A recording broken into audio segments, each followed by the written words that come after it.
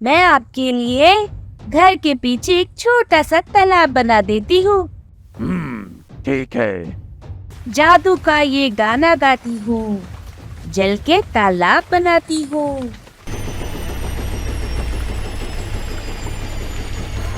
डायन एक जगह से गायब होकर दूसरी जगह से निकलकर जा रही होती है कि तभी एक 12 साल का अजय शौचालय से घर लौटते हुए उस डायन को देख लेता है। तुमने ये सब कब देखा था? मैंने ये सब रात को 2 बजे के आसपास देखा था। रात के 2 बजते हैं। अनमोल छुपकर अपने घर के पीछे की तरफ गया। अब मैं तुम्हारा कलेजा खा जाऊंगी।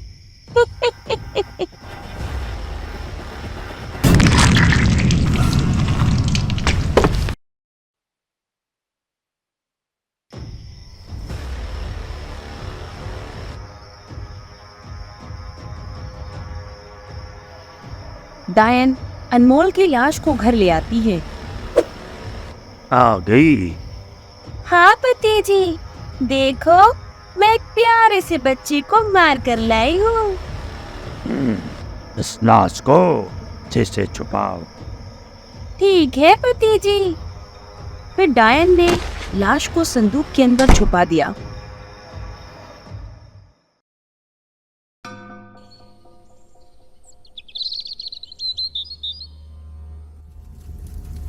अगली सुबह अनमोल की माँ खाना बनाते बनाते कहती है,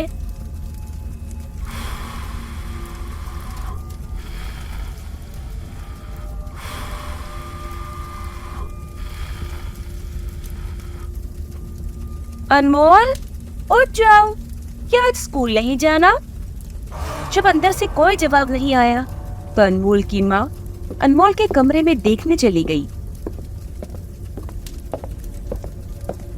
लेकिन अंदर कोई नहीं था। अनमोल की माँ ने सोचा शायद अनमोल सुबह उठते ही अपने दोस्तों से मिलने गया होगा।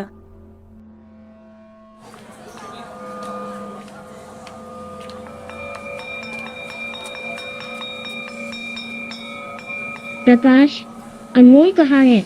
आज वो स्कूल क्यों नहीं आया? पता नहीं, लगता है भूतनी को देखकर वो बीमार हो गया है। क्या सच में? हाँ, कल रात हमने भी भूतनी को देखा था और वो बहुत ही भयानक थी। उसे देखने के बाद हम दोनों जल्दी अपने अपने घर चले गए।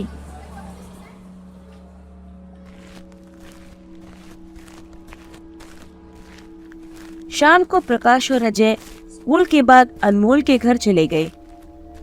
मौसी, क्या अनमोल बीमार है? क्या अनमोल तुम दोनों के साथ नहीं था? नहीं, आज वो स्कूल नहीं आया तो हम दोनों से देखने आ गए। वहाँ अनमोल की माँ से बात करने के बाद उन्हें पता चलता है कि वो सुबह से घर में नहीं है। ये बात जानकर प्रकाश डर गया।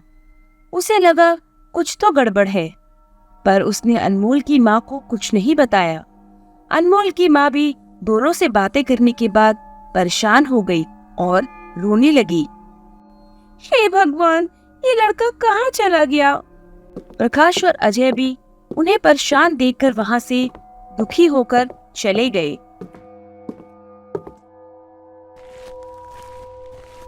फिर गांव वाले अनमोल के परिवार के साथ कई दिनों तक अनमोल को ढूंढते रहे, लेकिन कोई उसे ढूंढ नहीं पाया।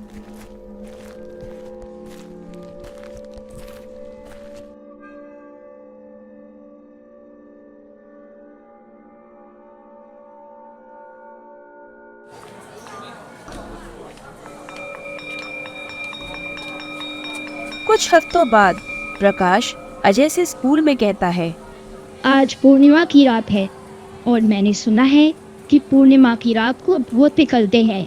हाँ तो हमें जैसे भी करके आज रात उस भूतनी के घर का पता लगाना ही होगा। नहीं, मुझे तो उस भूतनी से डर लगता है। क्या तुझे अनमोल को नहीं बचाना है? बचाना तो है, पर वो कैसे करेंगे? हम उस भूतनी का पीछा करेंगे और देखेंगे वो कहाँ रहती है। शायद इस भूतनी ने अनमोल को वही छुपाया होगा। भूतनी के घर का पता लगाकर हम अनमोल को वापस ले आएंगे। ठीक है। उस रात जोरों से बारिश हो रही थी।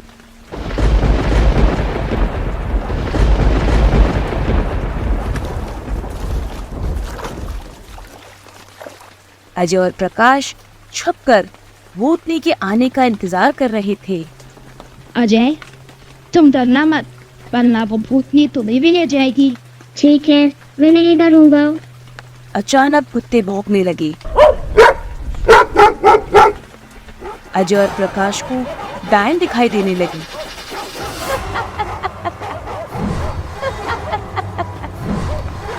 वो डायन एक जगह से गायब होकर दूसरी जगह पर निकल रही थी।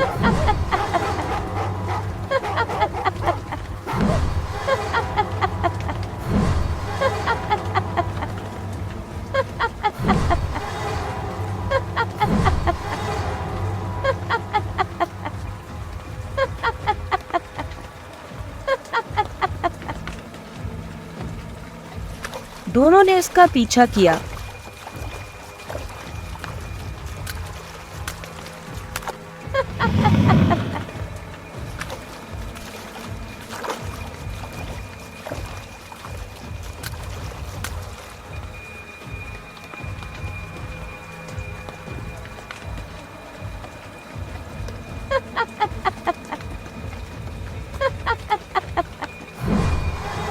पीछा करते करते उसके घर तक पहुंच गए।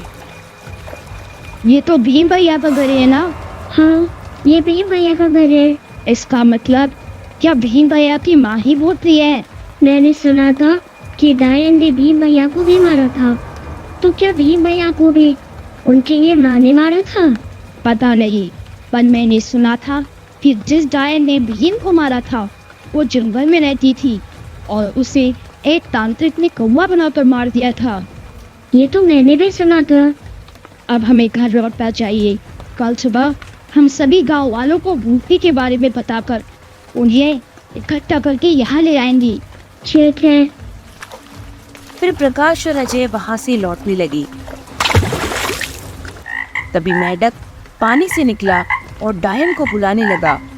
डायन, डायन, डायन, जल्दी आओ।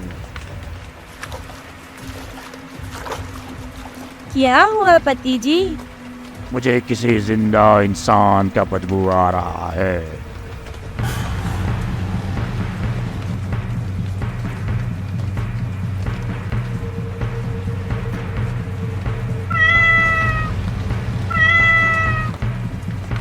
फिर डायन ने बिल्ली का रूप लिया और इधर उधर चलने लगी और मेढक को देखकर बोलती है, पति जी, लगता है वो लोग काफी दूर जा चुके हैं। मैं जाकर देखती हूँ कौन था वो जिसने मेरा सच जान लिया है।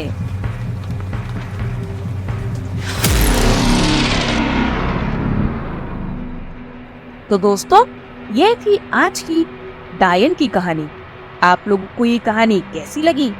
क्या डायन आज भी हमारी सोसाइटी में छिपकर रह रही है, या आज के मॉडर्न जमाने में डायनों का अस्तित्व खत्म हो गया है? आप हमें कमेंट करके बताएं और साथ ही लाइक और सब्सक्राइब करें। धन्यवाद।